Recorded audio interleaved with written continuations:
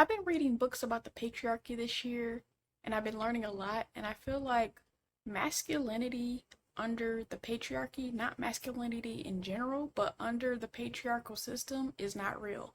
In a similar way that clear supremacy is not real, and throughout the history of America, there's been different people added on to being clear. Germans weren't always, Irish weren't always, Italians weren't always, Jewish people weren't always, and then some people have fought to be considered clear, so like Japanese and Chinese and stuff like that have sued to be considered that. And I think patriarchal masculinity is always ever changing in order to fit a narrative similar to clear supremacy. There's no real strong foundation in the patriarchal version, and men have to continually be chameleons to navigate that world. And there's always stuff being added to the list. You can't wear certain clothes, you can't buy certain drinks, you can't have certain amenities, you can't practice certain behaviors of getting your manicure, pedicure, all that type of stuff. And that's going through a transformation of like originally being considered like metrosexual, and then now it's just kind of normal in some spaces. The masculinity that is under patriarchy is an ever changing thing, and it has a lot of men continually confused because they are always trying to adhere themselves to it instead of determining their own version of masculinity. This also causes men to be confused in this current transition from traditional values to more of an equality-based value system, where there's a societal version of what was acceptable, and now similar to kind of like the black community, where in the 60s and 70s there was multiple ways to be black, but there was like one way to be black, and now in 2024 there's so many ways to be an acceptable version of black. I feel like men need to reach that point of that multiple ways to be an acceptable version of masculinity and to be a man, but there's still this stronghold on the traditional roles, and some men are making the transition into, okay, there's equality and all that jazz, but I think some of the men who are still confused need to come up with their own version of masculinity that is okay with them in their life, but they have to do the work, because a lot of patriarchal masculinity is about being acceptable to another man's eyes, and there's still some men that are stuck in that kind of whirlwind. In the transition from traditional roles, or maybe even trying to keep the traditional roles, there are some men that complain about they don't know what to do because, this woman says this and this woman says that, and it's this need to have a formula where it doesn't make sense. You don't have a formula with human beings. You have a formula with inanimate objects like numbers. But if you're trying to deal with someone one-on-one, there can be like a formula. If it's just strangers and you're determining how to treat a stranger, maybe you can kind of create a formula. But if you're trying to pick someone to be with for the rest of your life, it should not be formulaic. It should be case by case. But that's not what some men want. They don't want to treat the woman as an individual. They want to have this streamlined process that they can just plug and play a woman into their lives, and that's not going to be how you're successful with a lot of women in 2024. You have to treat the woman as an individual. You have to respect her as a human being. You have to acknowledge that she has thoughts. You have to accept that she possibly does not need you. She wants you. There's a good video I saw on TikTok where the guy was breaking down why men need to be needed and why women want to be wanted, and there's a constant disconnect because the two things never meet. So since the patriarchal version of masculinity is not real, a lot of men don't realize that they're supposed to be choosing how they exhibit masculinity within themselves. They're not supposed to be relying on what someone else determines, because once they decide whatever version of masculinity I decide to exude, it will always be the right version because it's the version for you.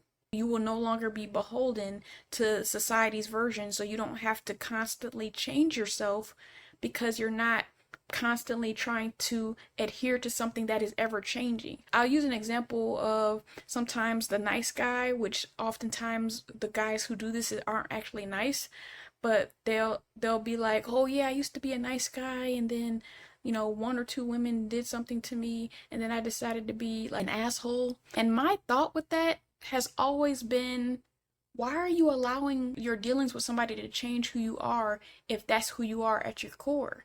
If somebody did you wrong, the answer is not to change yourself. The answer is to find someone who accepts you as you are. But because some men are adhering to the patriarchal version of masculinity that is ever changing, then they feel like they have to change themselves in order to be accepted by another person. And that's not true. You create this foundation of who you are and find the person that fits that.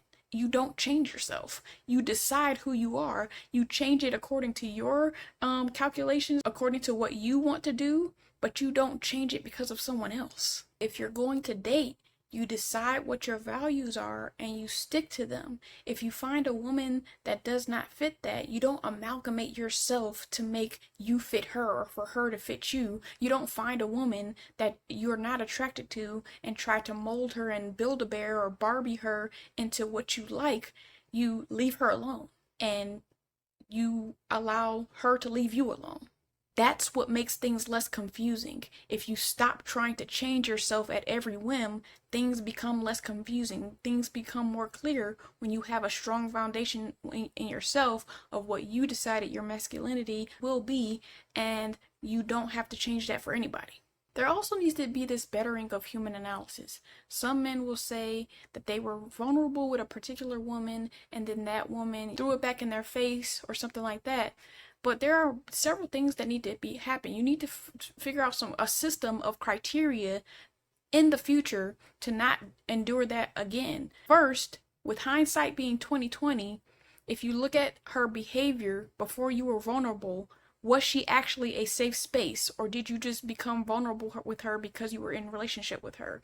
It doesn't matter if you're in a relationship with this person. If they showed you signs of not being a safe space, you were not supposed to be vulnerable with that person. So now you have to come up with a list of criteria. You have to come up with a set of questions.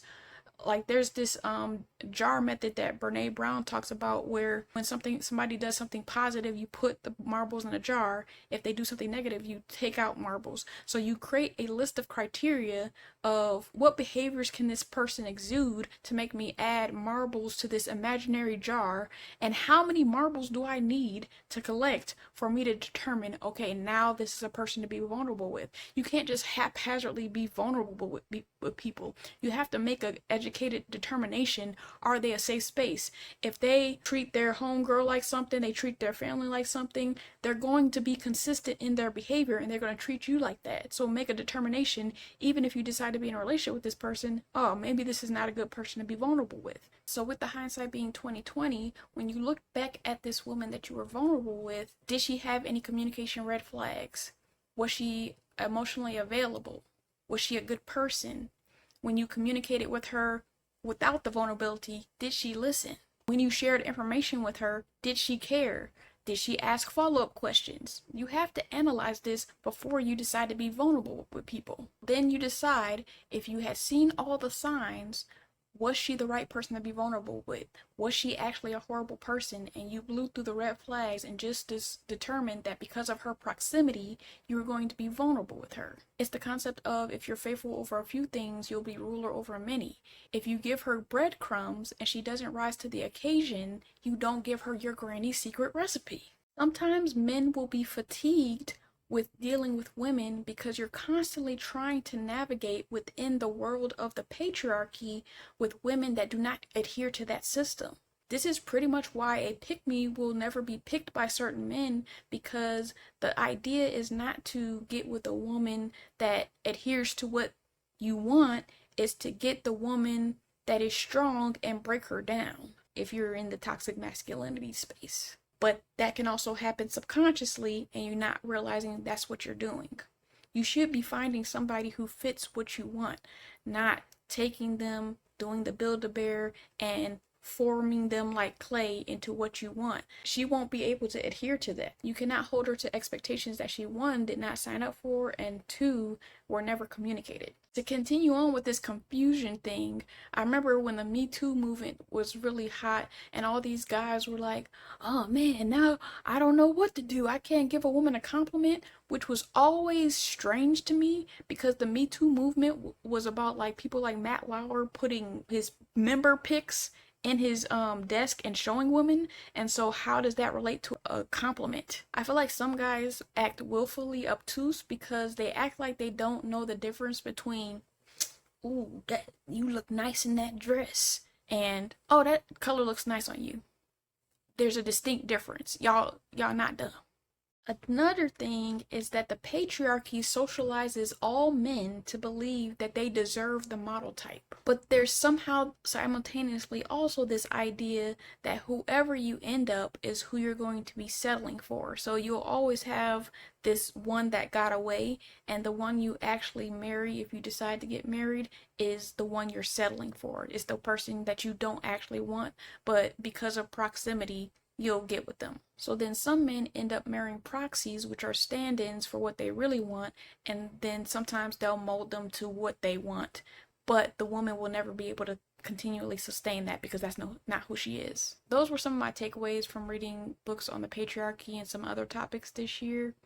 And I just think that men just need to create their own foundation of what masculinity is for them so that they can be less confused and just navigate the world in a way that they are trying to attract what they need and not trying to be what society wants them to be.